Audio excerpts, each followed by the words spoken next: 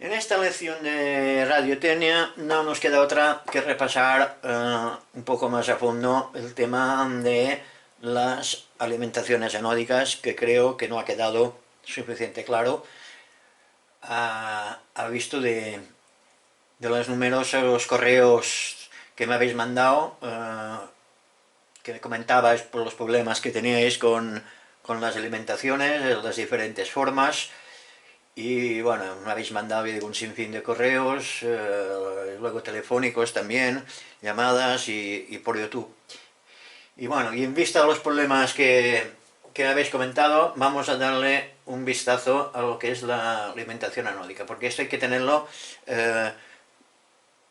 muy claro, porque si no podréis tener problemas gordos a nivel de los aparatos, de los receptores de radio. Podéis cargar todas las lámparas hoy en día son caras, no son precisamente baratas, y en fin, bueno, hay que tener esto claro. Hay dos sistemas de conectar las lámparas, en serie y en paralelo. Vamos a mirar ahora las conexiones en paralelo, que es la más fácil. La conexión en paralelo no tiene problemas, o sea, aquí tenemos en la conexión en paralelo podemos tener dos tipos de lámpara, la de caldeo directo y la de caldeo indirecto. Y aquí ya empezamos con los problemas. En el de caldeo indirecto no hay problema, porque tiene un transformador de entrada de 125-220 y luego tiene tres arrollamientos del secundario. Uno es la alta tensión, que es los 350 más 350, luego tiene una salida, un secundario de 6,3 voltios, que es para la alimentación de los filamentos, y luego normalmente tiene otra salida que es de 4 voltios, que es para alimentar las lámparas que van a 4 voltios, que luego veremos. Aquí ese no tiene problema, porque se conecta las dos salidas de 350 a los ánodos de la rectificadora, el cátodo se vaya directamente al filtro de nivelaje, con dos condensadores de 8 microfarados, 400 voltios, y aquí podemos sacar dos tensiones, que esto me lo preguntaban, a ver cómo es que había dos tensiones.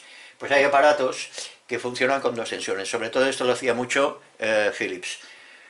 Tenemos el V más alta tensión y el V más alta tensión, que son las dos tensiones diferentes que tenemos. Esta es más grande y esta es más pequeña. Y luego, pues las lámparas, un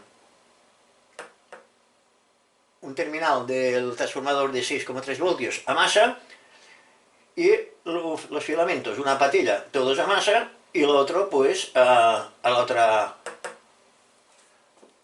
conector del transformador. O sea que... Y esto es todo. Esto no tiene más secreto que esto. O sea que esto es uno de los circuitos súper normales que hay en radio. Luego hay otro también que lo vais a encontrar muchísimo, que es cuando la lámpara es de caldeo directo. Entonces aquí ya cambia la cosa.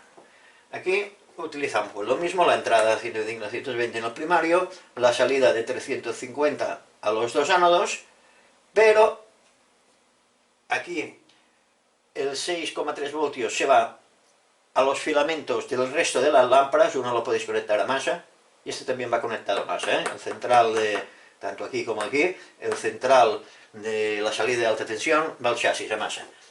Una salida al transformador de 6,3 voltios al chasis y la otra pues al resto de filamentos de las lámparas. Y la salida de 4 voltios va al filamento de la lámpara rectificadora. Ojo con esto, que esto me lo habéis preguntado mucho. Este no puede ir conectado al chasis. No caigas en el error de, como están estos dos a masa, pues conectarlos a masa. ¿Por qué? Porque al ser el filamento el cátodo, pues tenemos una tensión aquí rectificada bastante grande. Si le ponemos a masa, pues hacemos un cortocircuito monumental y adiós lámpara. Os podéis despedir de ella. Y bueno, luego, pues, una patilla del filamento, tanto de una como otra, pues a la célula de filtraje, como la anterior, y haremos la salida de alta tensión. Insisto en esto mucho, no se pueden conectar a masa, al chasis, porque Dios se destruye la lámpara. Bueno, y esto es en cuanto a los conexionados en paralelo. Como veis, no hay ningún problema, solo tener en cuidado si es caldeo indirecto o caldeo directo, que el filamento varía. Bueno, esto es lo más fácil. Ahora vamos a pasar a lo que es el montaje en serie, las lámparas en serie.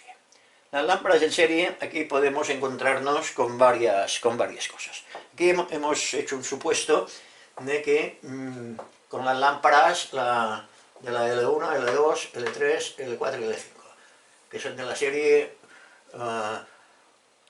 UC, o sea, está la UC-H42, la UF41, la VC41, UL41, la rectificadora, que es la Unión Yankee 41.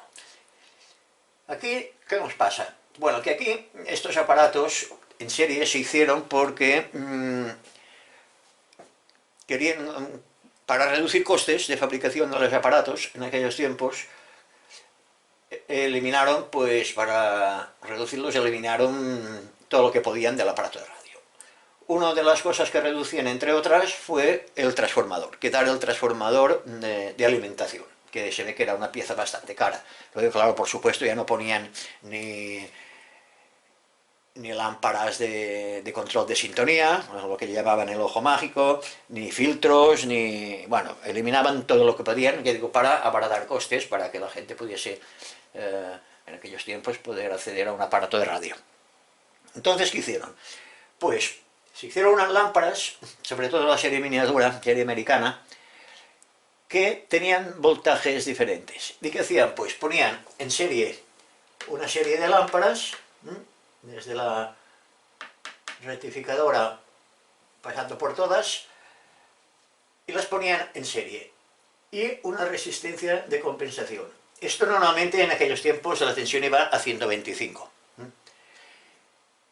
¿Qué hacían? Pues sumaban las tensiones de las lámparas, y como siempre faltaba tensión, para que no se fundiesen, se le ponía una resistencia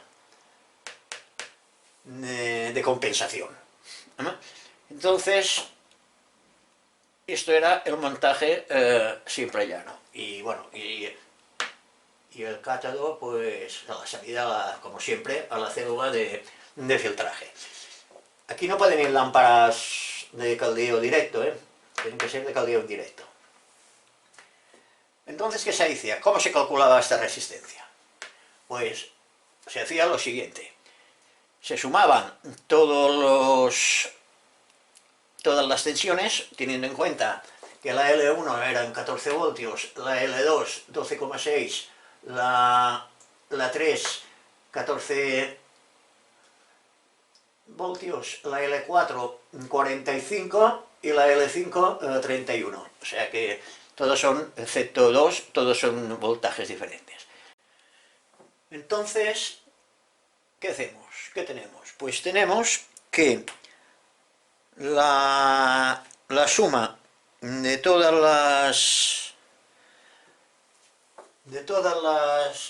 los filamentos de las lámparas, la suma de sus voltajes, que hemos dicho aquí que estaban, es 116,6. O sea que tenemos 116,6 voltios, que son la tensión total de las lámparas. Y 0,1 amperio, porque como hemos dicho en las clases de teoría anteriores, no sé si os acordaréis, que en un circuito en serie la intensidad es siempre la misma, aunque haya 5 lámparas que cada una consuman 0,1 amperio, por aquí solo circulará 0,1 amperio. Entonces, ¿qué hacemos? Pues de 125 le restamos 116 8,6 y esto nos da, a coger la calculadora, y esto nos da un resultado de 8,4 voltios. Entonces sabemos que por la ley de Ohm que la resistencia es igual a voltaje partido por intensidad, y tenemos los 8,4 dividido por 0,1 y nos da esto, a ver, la calculadora, o sea, es 8,4 dividido por 0,1 nos da 84 ohmios. Esta es la resistencia que tenemos que poner.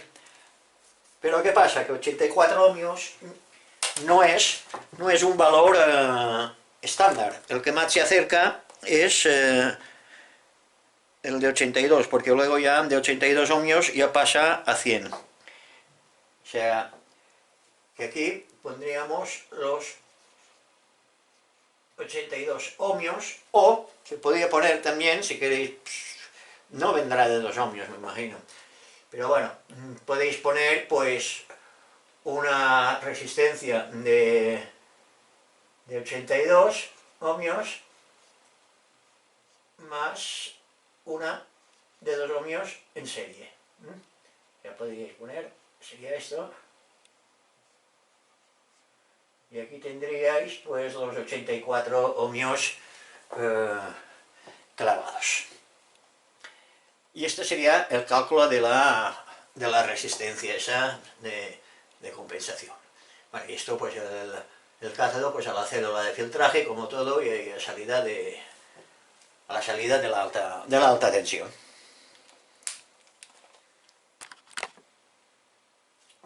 Esto está muy bien. Luego, me habéis pedido que muchos que no teníais la lámpara. Aquí ya empiezan los problemas. Si no tenéis una lámpara rectificadora y lo queréis hacer funcionar, pues es eliminando la lámpara, como es lógico, no poniéndola, y poniendo un diodo. Entonces, ¿qué hacemos? Pues lo mismo, tenemos entrada 125, las lamparitas, el encendido de los filamentos es igual que arriba, pero la rectificación no los hace este diodo. Esta es la célula de filtraje y aquí tenemos la salida de tensión. Esto funciona, pero ojo, cuidado, que aquí tenemos una cosa, que el filtraje este tiene que ser muy bueno, porque al ser un rectificador de media onda,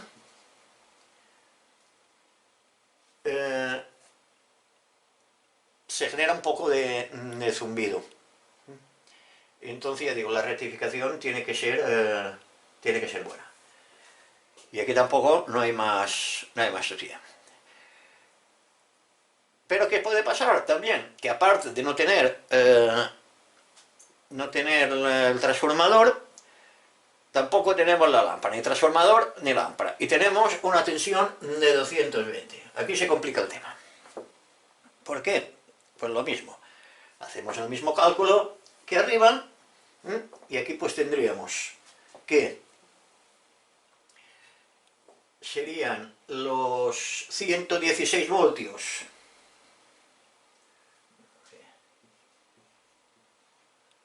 Perdón, no se ve nada. Serían 220 voltios que tenemos de tensión de red menos los 116 que nos consumen las lámparas, pues resulta, bueno, 116 como era, porque esto es 0,6. Son 116,6 menos 220 nos da 103 voltios. O sea que aquí ya tenemos que eliminar de aquí 103 voltios. ¿Qué resistencia hay que poner? Pues 103 dividido por 0,1 nos sale que tenemos que poner una resistencia de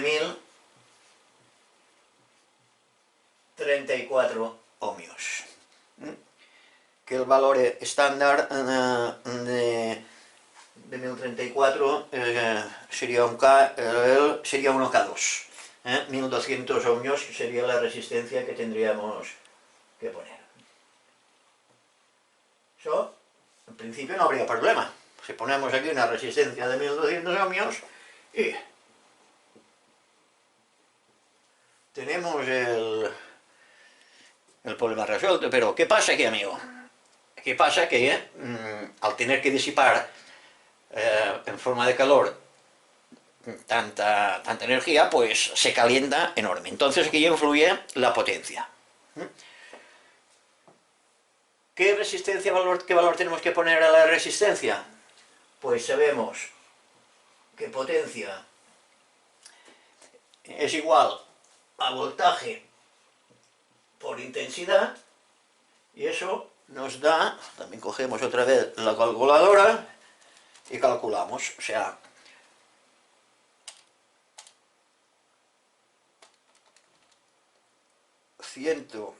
hemos dicho 3 multiplicado por 0,1,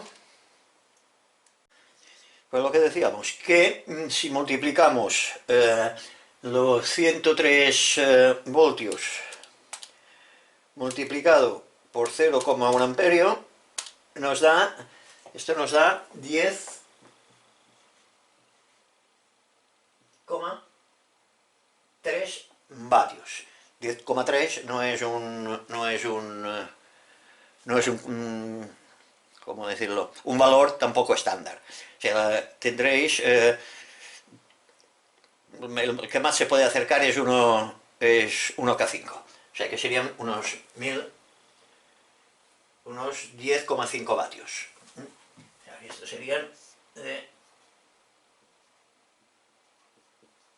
10,5 vatios. O sea que aquí ya hay una señora resistencia. Esta resistencia, como es lógico, tiene que ser vitrificada, y si se puede poner atornillada a un chasis o algún disipador, pues mejor, porque disipan mucho calor, O sea, y la parte rectificadora, pues lo mismo que antes, o sea, lo mismo que el de arriba. El diodo, esto es media onda, un rectificador de media onda, y ya está. ¿Qué pasa con esto? Esto funcionaría bien, no hay ningún problema. Pero aquí podéis tener un problema. Que podéis tener que os falte aquí tensión. Que tengáis la tensión baja. Si queréis subir la tensión, ¿qué podéis hacer? Pues podéis poner un puente rectificador de onda completa.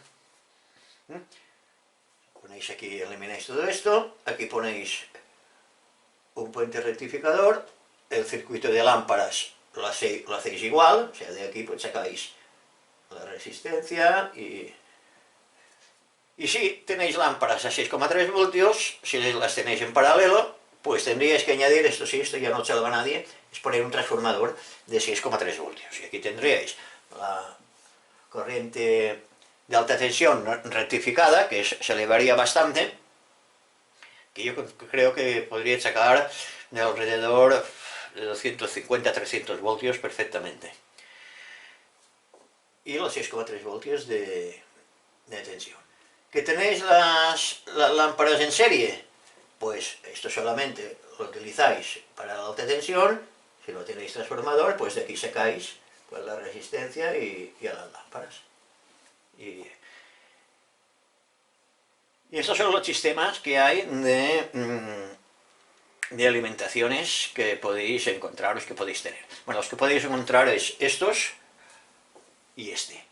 Todo lo demás son inventos. Yo os aconsejo particularmente que si tenéis algún aparato que no lo pongáis poner a 125, le pongáis un transformador. Si podéis conseguir un transformador de 125, 200, 220, 125, os evitáis un porrón de historias. Y si no tenéis lámpara, una lámpara de esas rectificadoras de ese tipo, hoy en el mercado deben estar alrededor de unos, no sé, 12, 14 euros, que en dólares americanos pues también más o menos al cambio oscilan por aquí, sobre 14 dólares, 13 dólares, por ahí andan los tíos. O sea que, porque esto al fin y al cabo, aquí ya tenéis que poner un rectificador, aquí los condensadores estos tienen que ser bastante mayores, en fin, el material parece que no, va subiendo, ya digo, y a veces, no sé, comprar una lamparita pues no es tan descabellado como para hacer tanto invento y modificación del aparato. Yo, como restauro aparatos, yo siempre procuro dejarlos en su estado primitivo, en su estado de fábrica, ¿no? De fabricante, para no desvirtuarlos. Pues bueno, si no tenéis otro remedio, tenéis este sistema, como he dicho antes, que os puede servir. Bueno, y espero que haya quedado bastante claro el tema ese. Y en resumen, o sea, en paralelo, tened mucho cuidado, sobre todo, insisto, cuando es caldeo directo o cuando es caldeo indirecto, al caldeo directo no puede ir el filamento a masa porque una de las patillas es el cátodo, eso tenedlo muy presente. Y pues, si disipáis mucho calor, aquí las resistencias se os van a disparar. Si tenéis lámparas que consuman, que tengan menos voltaje, con voltajes más bajos, pues esto se os va a disparar y tendréis que poner resistencias de 15 vatios, 20, y esto ya son palabras mayores. Hay otro invento también que se puede hacer, que es poniendo una resistencia aquí. O sea, a la entrada de la tensión, aquí de 220, pues una resistencia de filamentos, que ya la sabemos calcular, y esas dos resistencias van a ir en función según el circuito que tengáis. Esas resistencias irán en función de la carga del circuito de baja potencia, sobre todo. O sea, según la carga que tengáis en el aparato, los valores de resistencias estos los tendríais que variar. Y esto es también otro sistema de reducir un poco o ampliar las tensiones anódicas.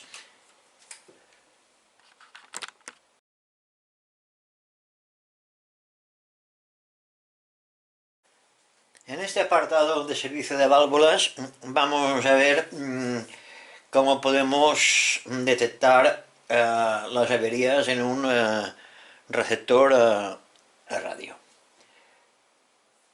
Los receptores a radio normalmente están compuestos por las siguientes etapas. El alimentador anódico, como sabéis, la etapa amplificadora de baja frecuencia, amplificadora final, la etapa detectora y preamplificadora de baja frecuencia, la amplificadora de frecuencia intermedia y la conversora. Para comprobar las averías o las etapas, siempre empezaremos, en vez de empezar por la antena hacia aquí, vamos a hacerlo al revés. Siempre empezaremos desde el alimentador anódico, comprobando que todas las tensiones estén bien, todo correcto. Luego pasaremos a la amplificadora de baja frecuencia. Cuando esta etapa nos funcione, pues ya iremos a la anterior, la detectora y preamplificadora, luego la amplificadora de frecuencia intermedia y luego ya comprobaremos la conversora. ¿Por qué lo hacemos así? Pues muy fácil. Porque si empezamos por aquí y comprobamos a ver si nos funciona, suponiendo que hayamos comprobado las alimentaciones, pero claro, si no tenemos alimentación no va a ir nada, como es natural.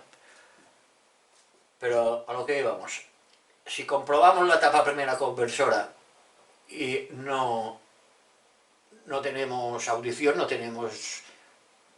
nos funciona nada, no sabemos si es esta o esta. Porque claro, si tenemos el problema, por ejemplo, en la detectora, y aquí comprobamos esta, no nos va a funcionar. no diremos nada, no podremos saber dónde está la avería. Pero si empezamos por aquí, por la amplificadora, ya sabemos que si la amplificadora va bien, ya nos olvidamos de ella, porque si a partir de aquí le ponemos una señal y ya no la amplifica el altavoz, pues ya sabemos que esta tapa funciona. Como hemos visto, no sé si os acordáis, del montaje de la lección anterior. Y así pues iremos para atrás. ¿Que este nos funciona? Vamos a la etapa detectora. Que no nos funciona y vemos que está la avería aquí, pues si la solucionamos, pues ya nos irá todo. Que esta también funciona y sigue sin funcionar el aparato, pues nos iremos a la amplificadora de frecuencia intermedia. Y así sucesivamente hasta la antena. Y este es el sistema de la detección y comprobación de las etapas. Bueno, pues vamos a mirar las posibles averías del alimentador anódico. En principio vamos a mirar, más que la tensión anódica, el encendido de las lámparas, a ver qué averías puede tener.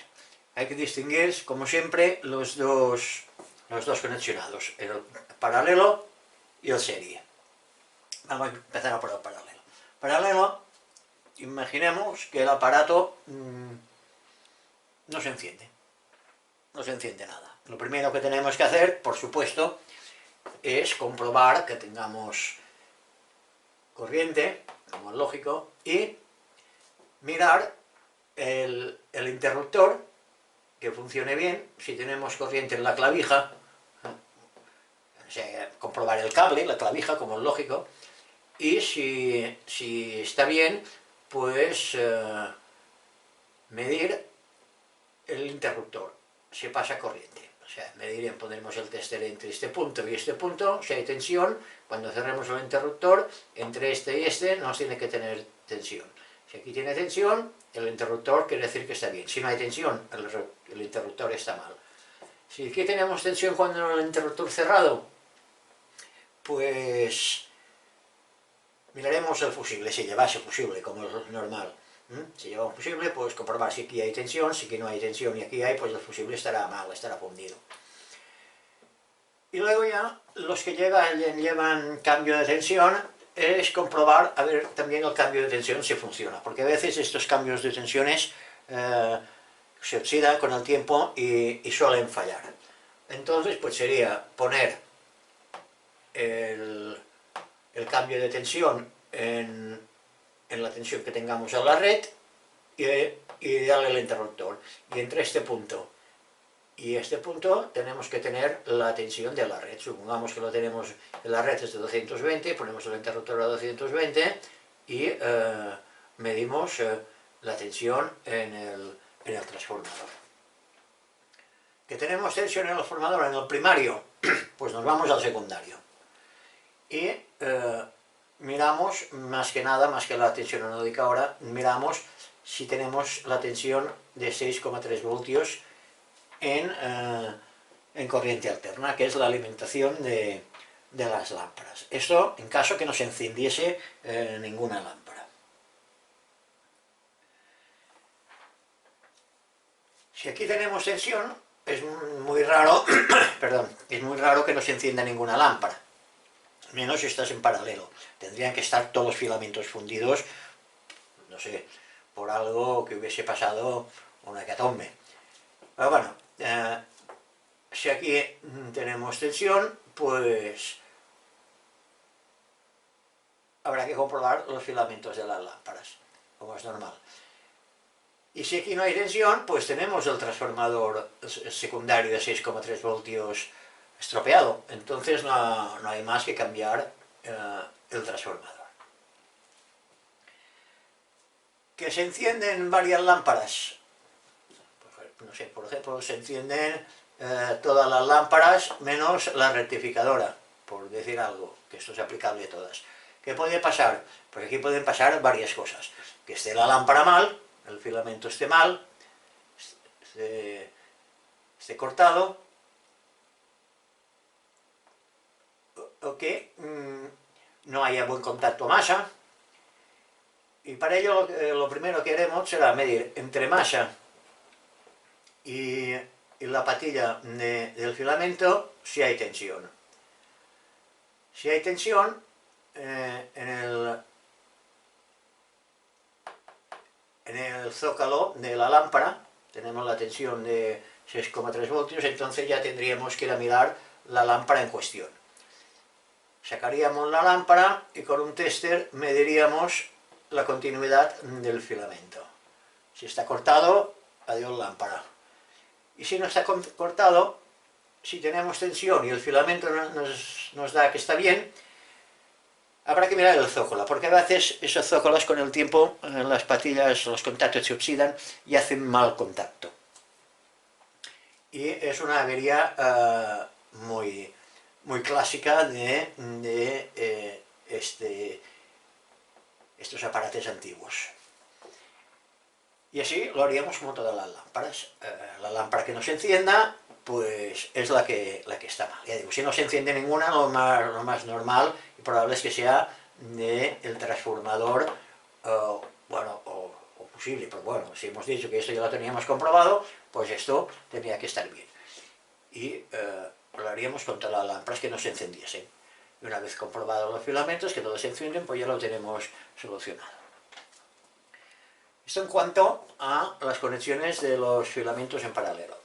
Cuando están en serie, pues aquí es otra historia, porque solamente que tengamos un filamento mal, el que sea, ya no se enciende ninguna.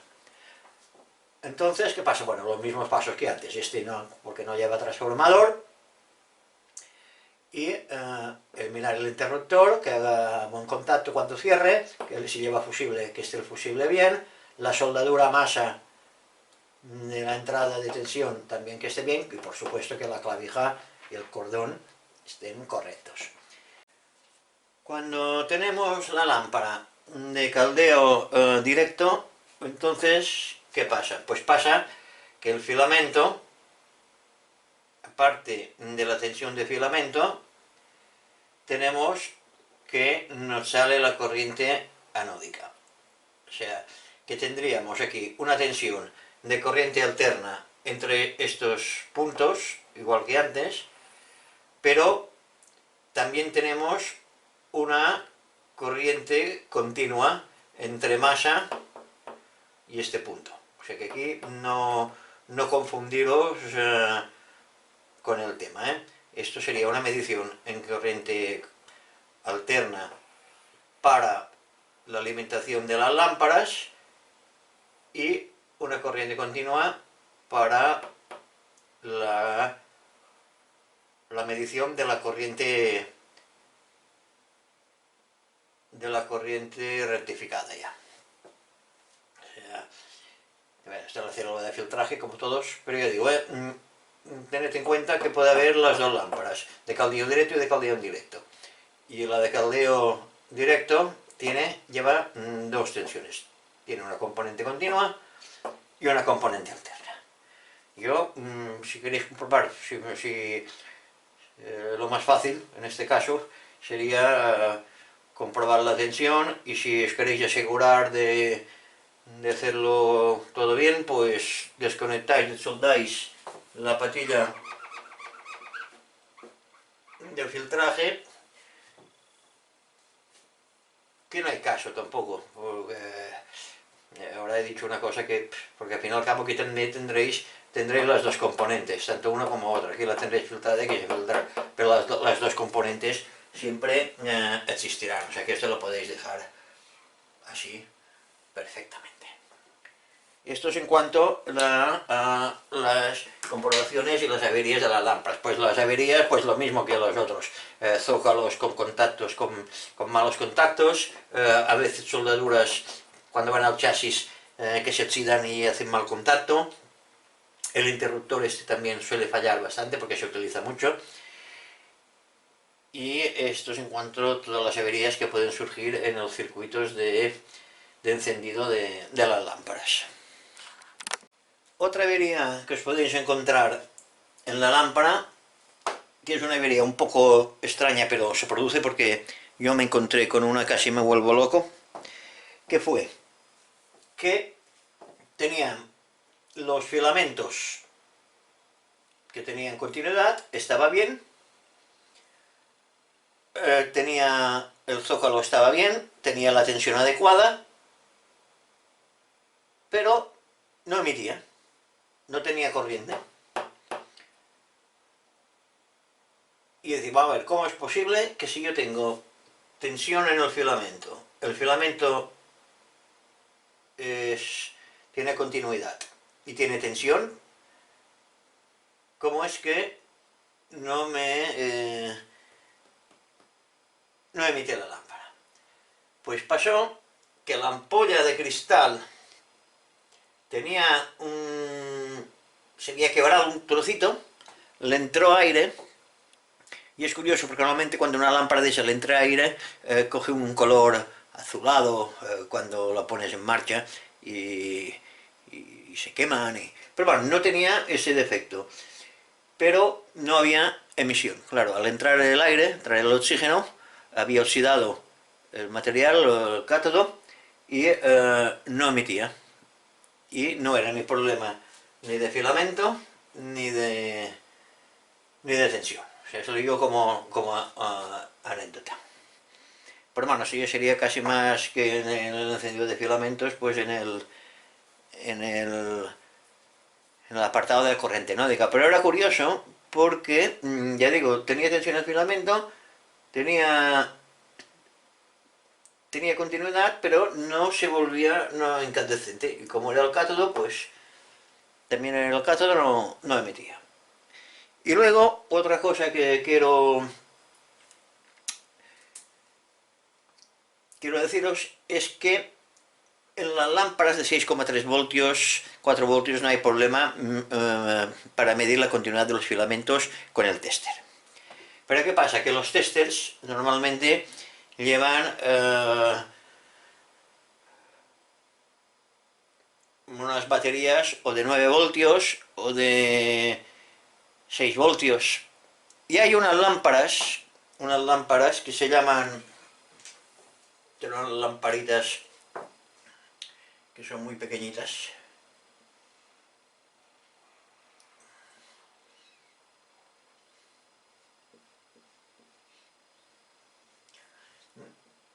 Que se llaman las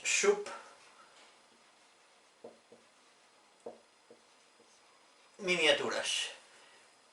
Estas lámparas funcionan a 1,4 voltios de filamento. Estas son unas lámparas que se usaron en el impasse entre las lámparas y los transistores, al principio de los transistores de germanio. Cuando empezaron con los transistores, pues según qué frecuencia, los transistores no podían amplificarlos, no tenían la tecnología aún para amplificar frecuencias, creo que recordar que eran muy altas. Entonces se inventó esta lamparita, una subminiatura, que iba, como he dicho, en el filamento a 1,4 voltios. Era del diámetro más o menos de esto, no era más. Mira, este es mi dedo. O sea, y era como esto, más o menos. Eran muy pequeñitas.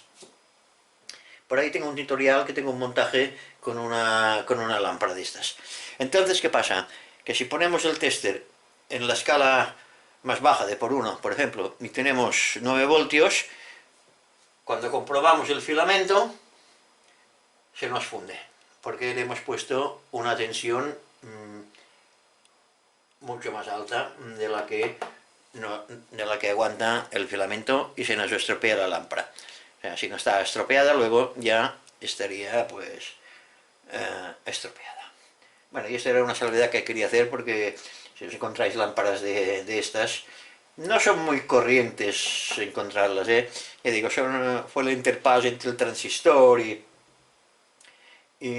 las lámparas convencionales. Bueno, pues ahora vamos a ver las posibles averías de la corriente nódica.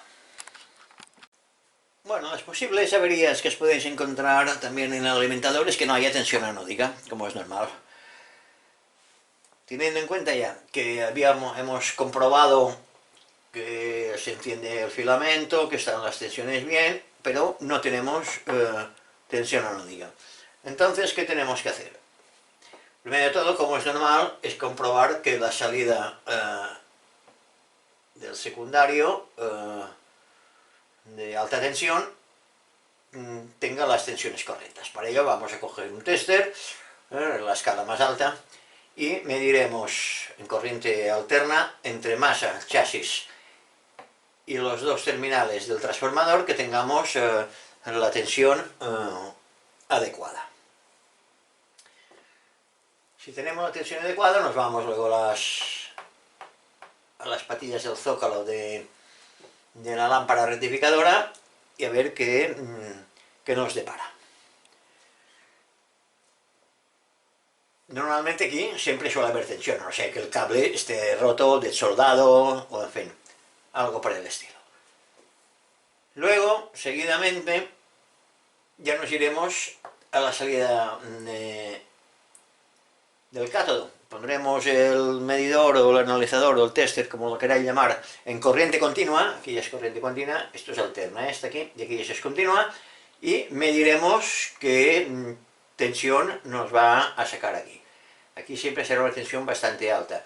Supongamos que tenemos 350 voltios entre masa y cada salida del transformador, pues aquí podemos tener perfectamente unos 390, 400 voltios. Hablamos esto siempre sin carga, cuidado.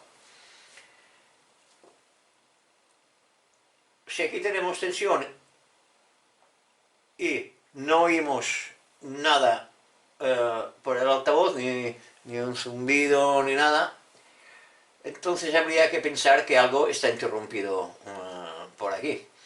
Si esta resistencia, la resistencia de nivelaje, está interrumpida, pues tampoco tendremos tensión aquí. Y por lo tanto no tendremos tensión en el resto de circuitos. Aquí nos pueden pasar varias cosas.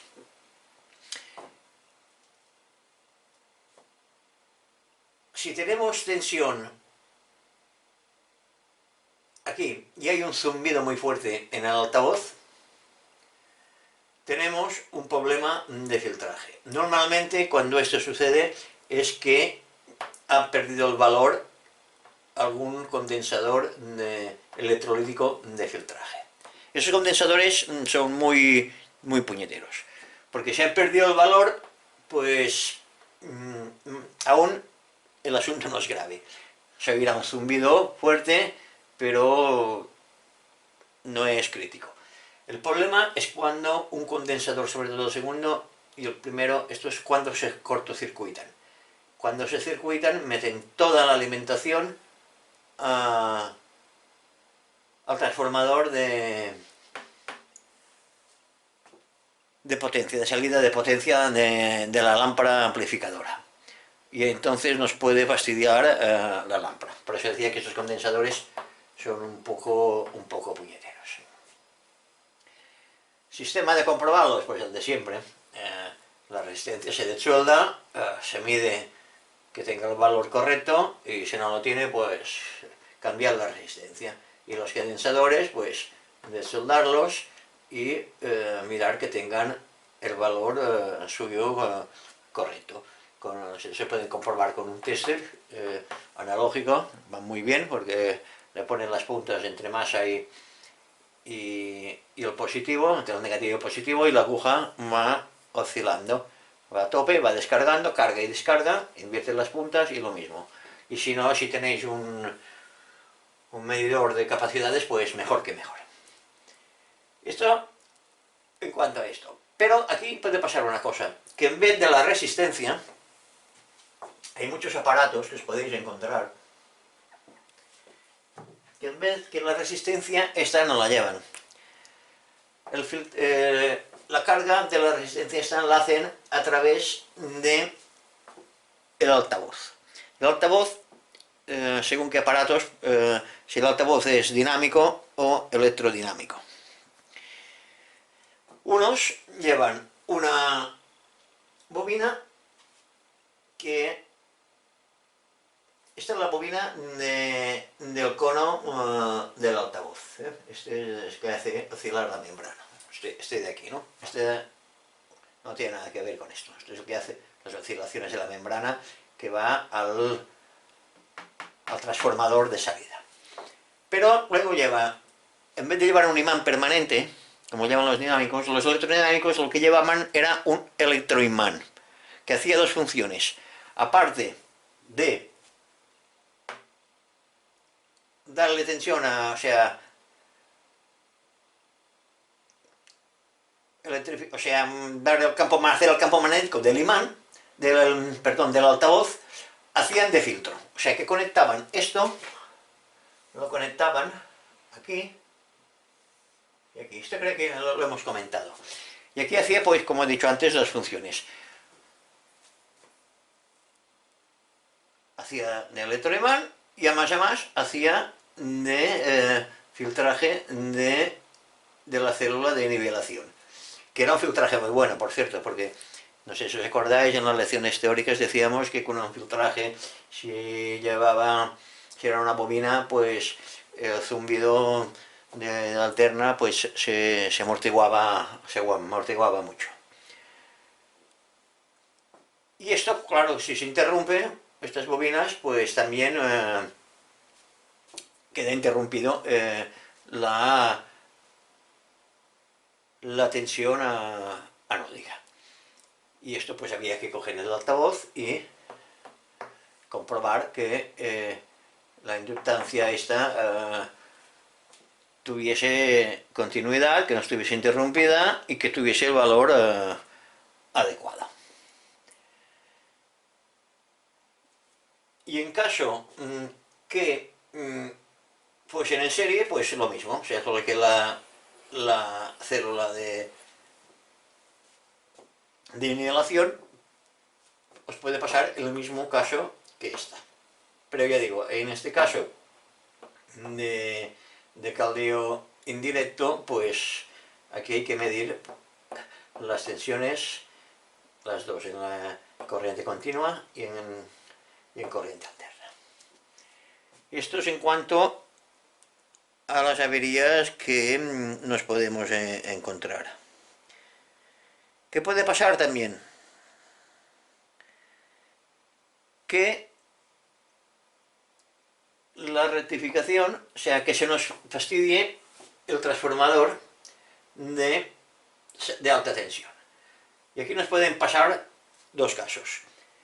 Si se interrumpe el circuito en la toma intermedia, el jefe de la toma intermedia, pues no habrá tensión. O sea, no veremos nada y no habrá tensión. Pero ¿qué puede pasar aquí? Aquí puede pasar que se interrumpa este circuito. Por ejemplo, por H por B, se corte el filamento y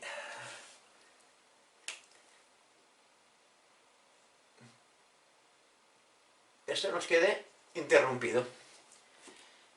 Aquí tendremos unos síntomas muy claros.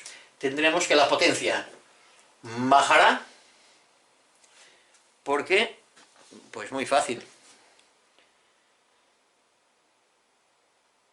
porque habrá una rectificación de solamente media onda. ¿Por qué? Porque seguirá rectificando el diodo, pero solo rectificará un semiperiodo, no todo el periodo entero. Y bajará la potencia y la alta tensión, pues aquí estará muy reducida, o sea, no será los valores que tenga que tener. Eso también puede pasar, ¿eh? A veces pasaba que se interrumpía por HPV uno de los cables de los circuitos y bueno, ya digo, y la rectificación era la mitad. Lo que pasaba que seguía funcionando porque rectificaba un semiperiodo. Y este es otro rasgo característico de un problema de este tipo. Y bueno, y lo que hemos hablado antes, que si el tubo está agotado o se va agotando, pues hay menos emisión de electrones, la potencia va bajando y aquí ya no queda otra que cambiar el tubo. Bueno, pues averías en los tubos, en la tapa amplificadora de baja frecuencia, que junto con la alimentación anódica son las dos etapas que mayores problemas suelen dar en los receptores de radio, debido a las altas tensiones que están manejando y a las temperaturas. Como ya tenemos la alimentación anódica ya que nos funciona bien, ya la hemos comprobado y tenemos la tensión correcta aquí, y inyectando la señal en la reja control del pentodo no tenemos sonido alguno. Por eso decía la importancia antes de empezar siempre por la etapa final. Si aquí inyectamos una señal de baja frecuencia y, bueno, suponiendo que el filamento esté correcto, como es lógico, o sea, que se encienda la lámpara. Si la lámpara está encendida, el filamento, y tenemos la alta tensión correcta, pues inyectando la señal de baja frecuencia, aquí nos tiene que hacer el zumbido como hemos comprobado anteriormente. ¿Qué nos puede pasar aquí si no oímos el zumbido? Lo primero, comprobar el altavoz que esté bien, como es lógico. Si el altavoz está bien, pues ya no hay problema. Ya eliminamos el altavoz. Se puede inyectar una señal de baja frecuencia en el altavoz y a ver si oímos algo. Se oirá muy flojito, como es lógico, pero bueno, se oye que está funcionando. Ese condensador, que es un condensador de filtraje de audio, o sea, no tiene mucha importancia, si está cortado no pasa nada, pero ojo, si está cortocircuitado tampoco oiremos nada, porque pondrá en cortocircuito el secundario de la salida del transformador de adaptador de impedancia, o sea, el transformador de salida. Para comprobar si el transformador está bien, pues no nos queda otra que apagar, como es lógico, el receptor, desoldar el altavoz y con un tester medir la resistencia. Normalmente estos transformadores, el primario suele ser un valor bastante alto, entre los 7000, dependiendo de las lámparas, entre 7000 y 10.000 ohmios. Depende un poco de la lámpara que estemos usando, porque la lámpara va en relación con el transformador. Yo también os dejé por ahí en una clase, no me acuerdo cuál, los valores que tenían que tener los transformadores según las lámparas. Y el secundario tiene que estar más o menos sobre los 8, perdón, yo iba a poner 8000, sobre los 8 ohmios, que es la impedancia del altavoz. Hay que pueden ser 8, hay que pueden ser 4, en fin, eso depende del altavoz. Si aquí lo tenemos bien, que nos da una lectura más o menos entre esos valores, lo que nos tenemos que ir ya al primario. Para comparar al primario, lo que hay que hacer, como es lógico, es desoldar también los dos cables que van conectados aquí, sin tensión, y comprobar la continuidad y el valor óhmico del transformador. y si no nos da, pues no nos queda otra que cambiar el transformador. ¿Qué puede pasar? Luego, que si el transformador está bien, el altavoz está bien, el condensador este lo tenemos bien, inyectamos señal y seguimos sin oír nada, podemos ya deducir prácticamente que tenemos el tubo este, el tubo de potencia mal. Si el tubo se enciende el filamento, como he dicho antes, y se oye un zumbido muy grande, nos puede pasar dos cosas. O que tengamos la alimentación anódica mal, cosa que hemos dicho que la teníamos comprobada, o la polarización de cátodo, que también esté mal, este condensador o la resistencia. Entonces también nos puede hacer unos zumbidos y no oiríamos prácticamente nada. Si todo esto está bien y inyectamos la señal y oímos un sonido leve, nos indicará que la lámpara está agotada.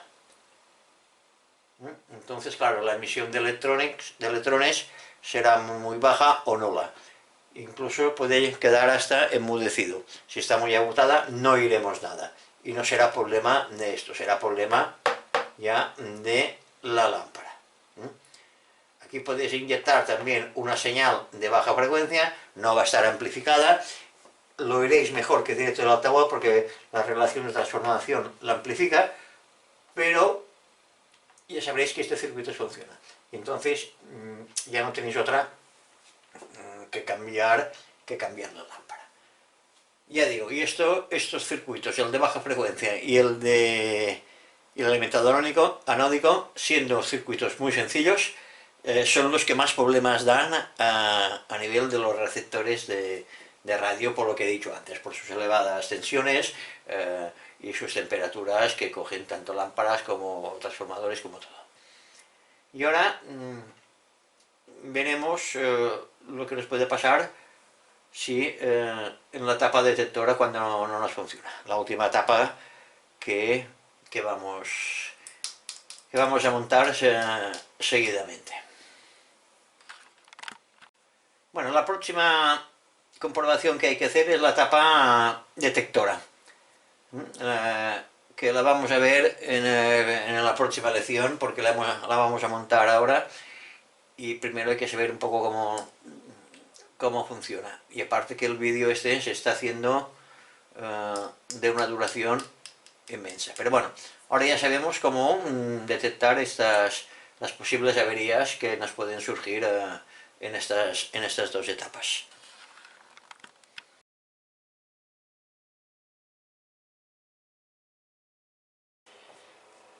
En este montaje vamos a montar, valga la redundancia, la etapa detectora y preamplificadora de baja frecuencia. Para ella vamos a utilizar la válvula o el tubo, el EAF42, que es un pentodo diodo. Lleva aquí la sección del pentodo y aquí lleva el diodo. El circuito del diodo nos hace de detector y lo que es el pentodo nos hace de preamplificación. La señal de radiofrecuencia que nos viene del transformador, del segundo transformador de frecuencia intermedia, que solo hemos dibujado el secundario del segundo transformador de frecuencia intermedia. Este es el secundario del segundo transformador de frecuencia intermedia. A través de este circuito, aquí nos hace la detección a través del diodo o decodificación. La reja control está polarizada a través de la resistencia esta, de 10 megas. aquí tenemos el potenciómetro de volumen y el potenciómetro de tono. La señal de radiofrecuencia inyectada aquí nos pasa a través del diodo, nos la decodifica, el pentodo la preamplifica y nos la lleva a la etapa final de baja frecuencia a través del condensador de acoplo que vimos en la pasada lección.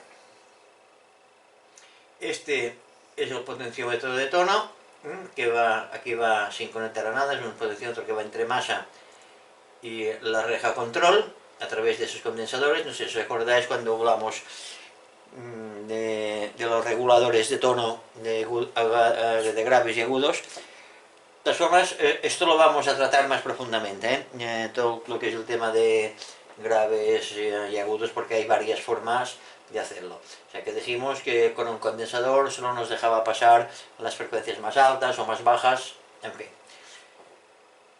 Y aquí la señal que va a la reja viene a través de este potenciómetro de 500K, que es el regulador de volumen. Según qué resistencia le pongamos aquí, pues le daremos más señal o menos señal a la reja control de la lámpara detector preamplificadora. Este cable es muy importante, aquí lo hemos marcado en azul, que tiene que ser un cable apantallado y la pantalla, o sea, blindado y la pantalla masa. Porque claro, aquí ya tenemos lo que es aquí, es radiofrecuencia, no es baja frecuencia. A partir de aquí ya sí que es baja frecuencia, pero hasta aquí esto es radiofrecuencia. Y si no lo tenemos apantallado, nos podría entrar pues coplos y sonidos raros, en fin. O sea, este cable tiene que estar apantallado. Este potenciómetro es logarítmico, que hace, aparte del potenciómetro de volumen, hace de interruptor, y este puede ser lineal, el de tono. Aquí va a la alimentación anódica, para alimentar el ánodo, y veis que también es un circuito bastante sencillo. Ahora lo que vamos a hacer es montarlo sobre el chasis y veremos las características que tiene y cómo funciona. Aquí este condensador variable del transformador no lo vamos ahora a usar porque la señal la inyectaremos de aquí hacia allí. O sea que esto ya lo vamos a ver en la próxima, cuando montamos la próxima etapa, que será la etapa de frecuencia intermedia, que ya vendrá el transformador completo y el otro, la válvula amplificadora de frecuencia intermedia y el primer transformador también de frecuencia intermedia. Pero ahora veis que es un circuito súper sencillo, no tiene ningún problema. Aquí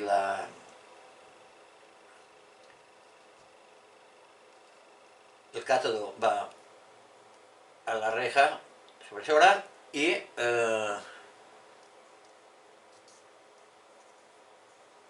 la pantalla pues al ánodo. O sea que es el clásico montaje que hemos hablado otras veces de las válvulas esas de los amplificadores apentosos. Ya digo, esta lámpara hace dos funciones: la de preamplificación de baja frecuencia y la detección o decodificación de la radiofrecuencia a baja frecuencia. Pues nada, vamos a plasmarlo esto todo en el chasis del aparato que estamos montando. Vamos ahora a realizar el montaje mecánico de la etapa detectora y preamplificadora de baja frecuencia. Para ello necesitaremos el segundo transformador de frecuencia intermedia, que es este de aquí. Vamos a quitarle un poco de zoom, que está muy bien.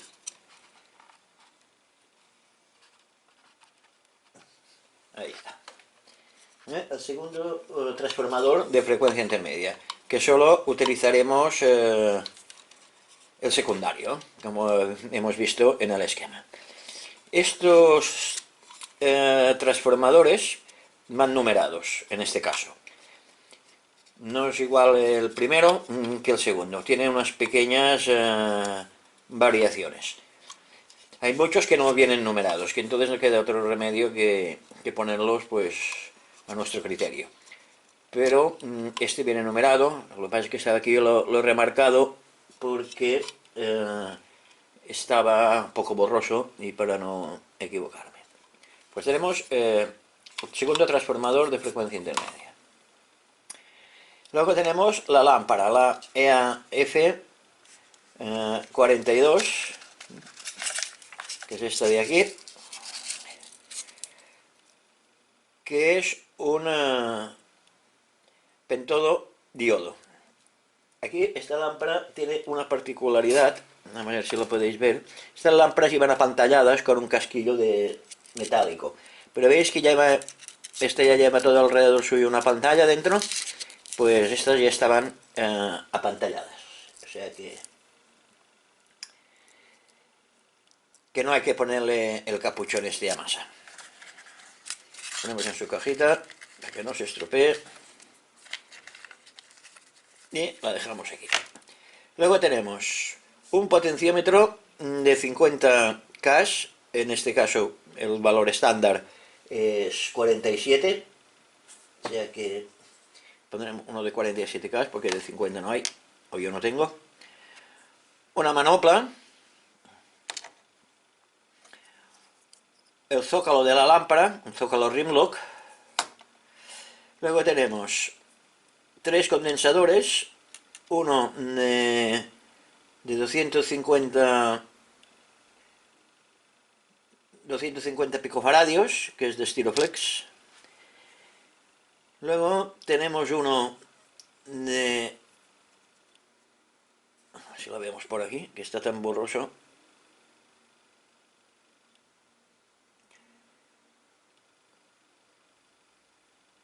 de 0,01 microfaradios y uno de 0,005 microfaradios, es este. Luego tenemos dos resistencias, una de 270 K, que es rojo, violeta y amarillo. Imagino que lo podréis apreciar.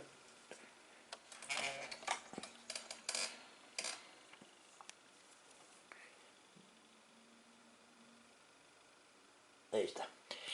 Y una de 10 megas, que es marrón, negro y azul.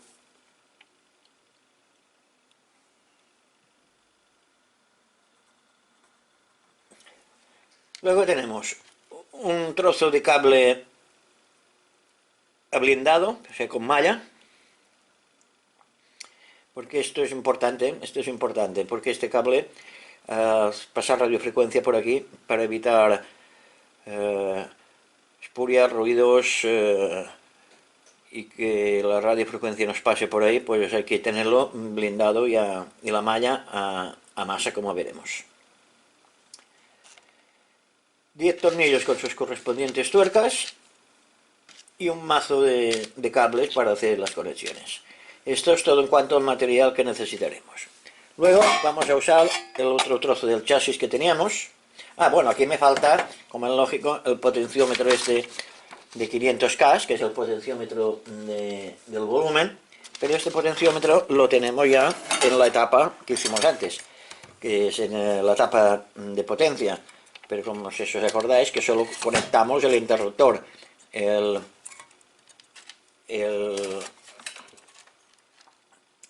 lo que era el potenciómetro lo dejamos sin conectar. Como podéis ver, Bueno, pues ahora ya tenemos aquí los dos materiales, los dos chasis. Luego tenemos dos varillas, que esto es para unir, será para unir los dos módulos. Lo pondremos aquí con los correspondientes tornillos, uno adelante y otro atrás, para que queden fijados los dos módulos. Esto en caso que lo hagáis así, que no tiene por qué ser así. Como no sé si os acordáis que os dije en el primer montaje, cuando empezamos el montaje, que lo podíais hacer sobre esto, sobre uno de estos estándares, todo que está todo taladrado, que es para que sirva para todos los aparatos. O si no, si tenéis una chapa de estas, una chapa, no sé, de hierro o de acero inoxidable, que le podéis hacer los agujeros donde deseéis. Y bueno, si lo queréis montar en una caja, yo os aconsejo que hagáis los, perdón, los agujeros centrados, centrados aquí en la chapa. Aquí en el nuestro lo haremos pues aprovechando los agujeros que tenemos, o sea, porque esto yo lo voy a desmontar todo, pero si lo queréis vosotros, si lo queréis guardar, pues hacerlo con los agujeros centrados, por si lo queréis meter en una caja o en un mueble, pues que quede estéticamente, quede bien.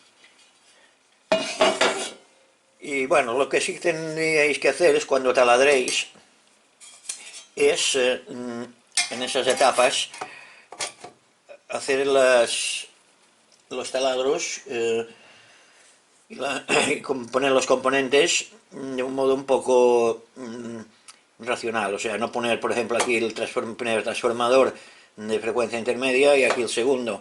Todo lo que es radiofrecuencia, pensad que cuanto más cortas sean las conexiones, tanto mejor. Y yo lo que os aconsejo es poner un transformador, segundo transformador de frecuencia intermedia, la amplificadora, la lámpara amplificadora de frecuencia intermedia, y luego la detectora. Y aquí podéis poner la conversora. Y aquí pues la detectora, que está cerca del segundo transformador de frecuencia intermedia. O sea, que hacerlo, pensad un poco cómo lo podéis plantear antes de taladrar. O sea que... Y eso es todo en cuanto al montaje mecánico. Vamos pues ahora a empezar a hacerlo. Vamos a empezar a montar, a poner los componentes y empezar a montar luego ya montaremos el circuito. Pues vamos allá. Pues ya tenemos el montaje mecánico hecho. Hemos montado transformador de frecuencia intermedia, el zócalo de la lámpara detectora preamplificadora y el potenciómetro de tono.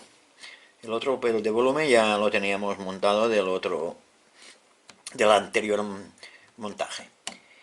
Bueno, pues ahora lo único que nos queda es coger el esquema y hacer las conexiones eléctricas. Siguiendo el esquema, pues haremos las conexiones. Una cosa que se me había olvidado comentaros acerca del transformador de frecuencia intermedia. Bueno, como veis, hemos puesto también las guías estas para unir los dos módulos. Ha quedado un montaje pues bien compacto. Os quería comentar los colores de las bobinas de los transformadores de frecuencia intermedia. Normalmente estos colores suelen ser todos iguales. Hay uno verde, uno azul, uno amarillo y uno rojo. El azul y el rojo son el del transformador del devanado o del arrollamiento primario, el azul y el rojo, normalmente. Y el verde y amarillo suelen ser el secundario. Esto de todas formas os viene marcado en casi todos los esquemas. La única diferencia que podéis encontrar es que el amarillo a veces es negro. Pero bueno, ya digo, mira, aquí el esquema que usamos para el esquema definitivo, o el original, como que lo llamáis, ¿veis? Que están marcados aquí rojo, amarillo, verde y azul. Pues en casi todos los esquemas vienen marcados. Y si no viniese marcado, pues es fácil, desmontando la bobina veréis cuáles son los primarios y los secundarios de cada bobina. Pero ya digo, casi todos los esquemas vienen marcados. Bueno, pues nada, ahora lo que vamos a hacer seguidamente, pues como hemos dicho, es hacer las conexiones eléctricas que son pocas, no hay muchas. Vamos allá. Pondremos esto aquí, adelante, para no equivocarnos.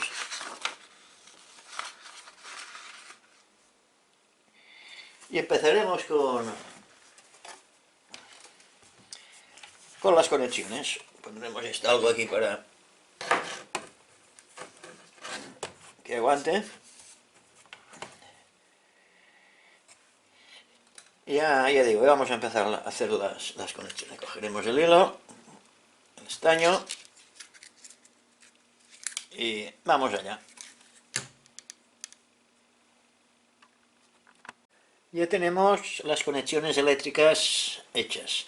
Hemos puesto todos los condensadores, las dos resistencias. Este lo hemos puesto sobre la regleta que ya teníamos. Y bueno, hemos puesto ya, como digo, todos los componentes. Y se ha conectado pues el secundario del transformador de frecuencia intermedia, que es este y el amarillo. Hemos conectado los potenciómetros de volumen y tono. Y aquí hemos puesto, pues, hemos enlazado las dos etapas, o sea, la etapa de detector de preamplificadora, la hemos acoplado a la etapa final de potencia a través de este condensador, a través del condensador que dijimos. A ver si lo podemos acercar.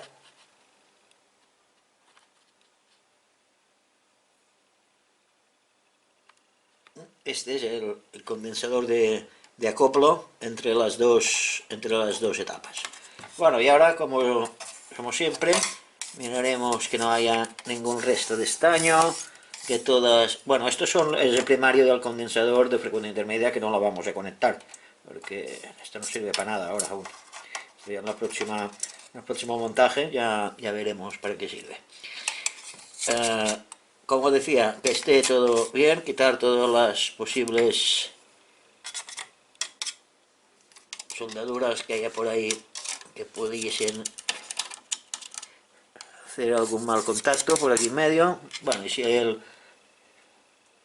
la comprobación visual está bien, ahora lo que miraremos, que es importante, es la continuidad, que no haya cortocircuito entre el chasis y las diferentes conexiones, como por ejemplo puede ser esta. Aquí no tiene que haber continuidad.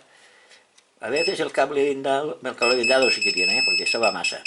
Fijaos el detalle del cable blindado soldado al chasis, que va al potenciómetro, el activo va al potenciómetro y la malla soldada al chasis.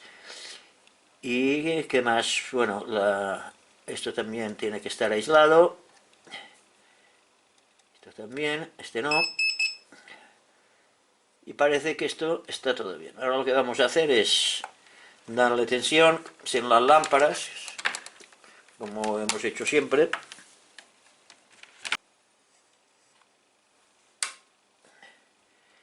Parece que de momento no pasa nada, todo está bien en principio.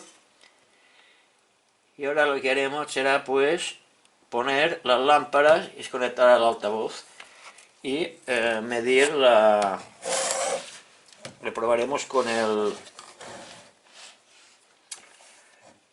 oscilador para ver si la señal nos la amplifica bien y si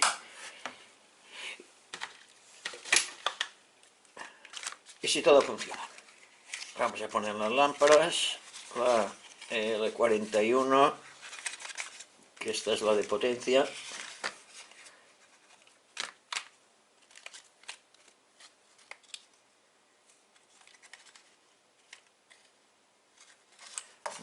El L41 es la de potencia. La ECH42, que es la detectora preamplificadora.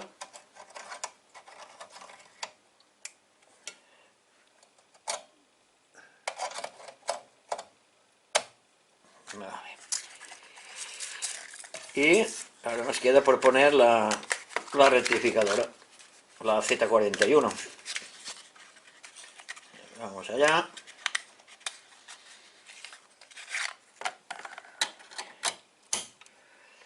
Vamos a conectar los altavoces para que haya carga.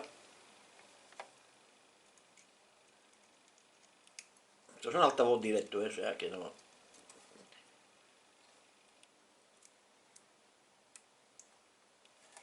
Bueno, listo. Y ahora encenderemos el aparato y a ver qué nos depara. La tensión. Vamos a inyectar la señal ahora a la lámpara de potencia, a la salida de la lámpara de potencia, que es la patilla 6, que es la reja control. Esta es la 1, 2, 3, 4, 5 y 6.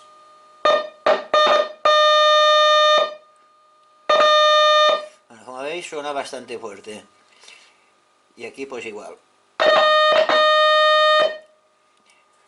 Y ahora la vamos a poner a la patilla 6, si no voy equivocado, sí, la patilla 6 de la EF42. Y veis que el sonido se amplifica mucho. Aquí tenemos baja frecuencia, o sea, la entrada de, como os he dicho antes, de la L41 en la reja. Aquí también, a la entrada del condensador de coplo. Aquí está ahora la patilla 6 de la sección del pentodo de la preamplificadora de baja potencia.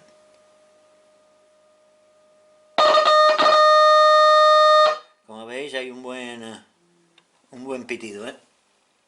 Le vamos a entrar radiofrecuencia a la patilla 3, que es el diodo rectificador o decodificador.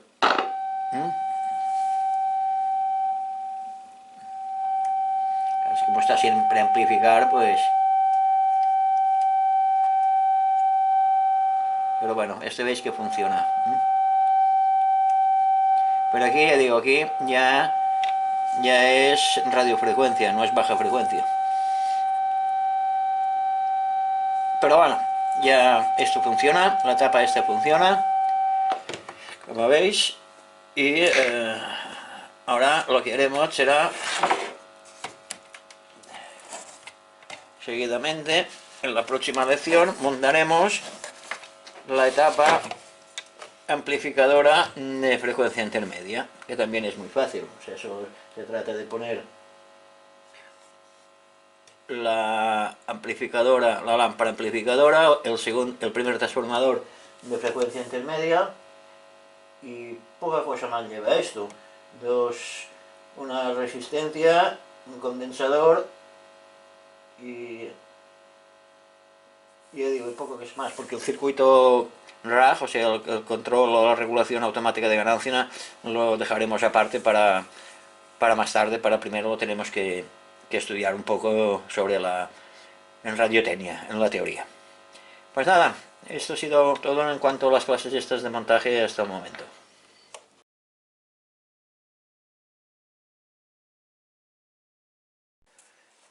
Vamos ahora a hablar un momentito de el diodo de cristal.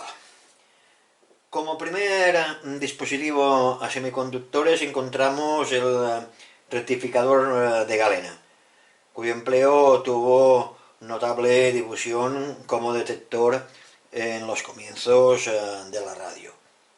El detector de galena está constituido esencialmente de un aglomerado de cristal de sulfuro de plomo y de una punta metálica.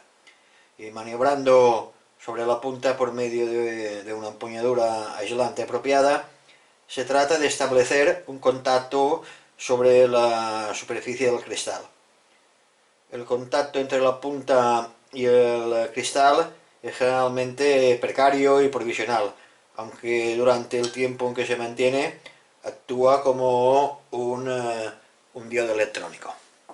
Aquí os voy a enseñaros lo que es un trozo de galena, de piedra de galena. Supongo que lo podréis apreciar porque es pequeñito. Este es la piedra, la famosa piedra de galena.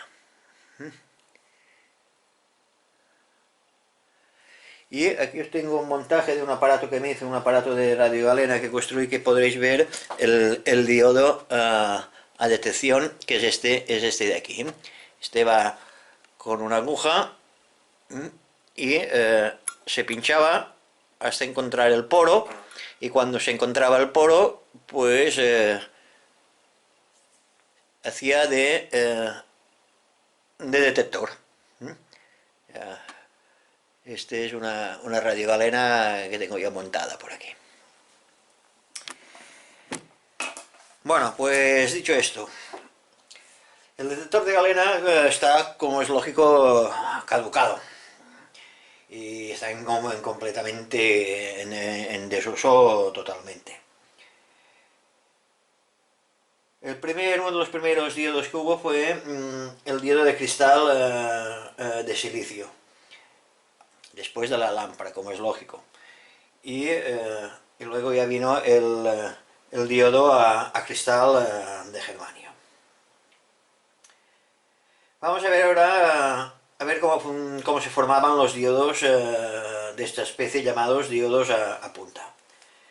El diodo a punta está constituido esencialmente por una plaquita de semiconductor N, que es esta de aquí,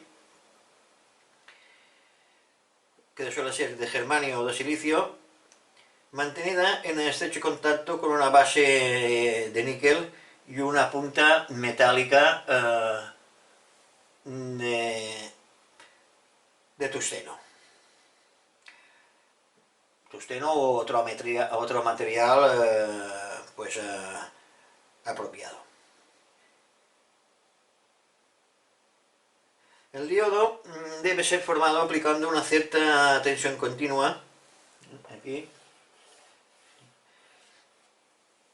entre la punta y la base de níquel, de modo que circule durante poco tiempo una corriente en el sentido que va de la punta metálica al semiconductor.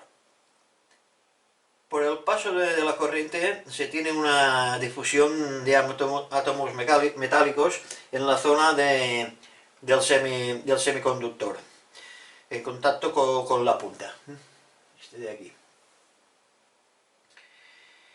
obteniéndose como resultado final la formación de una zona P, una zona P en la plaquita N.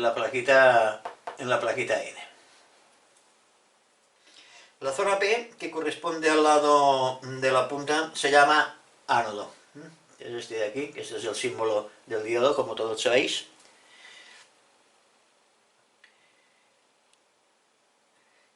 Porque en ella va aplicada la tensión positiva como al ánodo del diodo electrónico, viene a ser lo mismo. Análogamente, en la zona N, constituida por el resto de la plaquita, está puesta en contacto con la base de níquel y se llama cátodo, recordando que el cátodo del diodo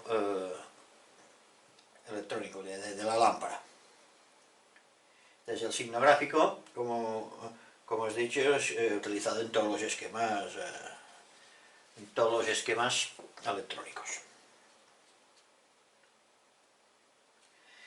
Bueno, y ahora en la próxima lección, porque ya se nos está alargando mucho esta lección, ya trataremos sobre las propiedades del diodo de cristal, estudiando ahora.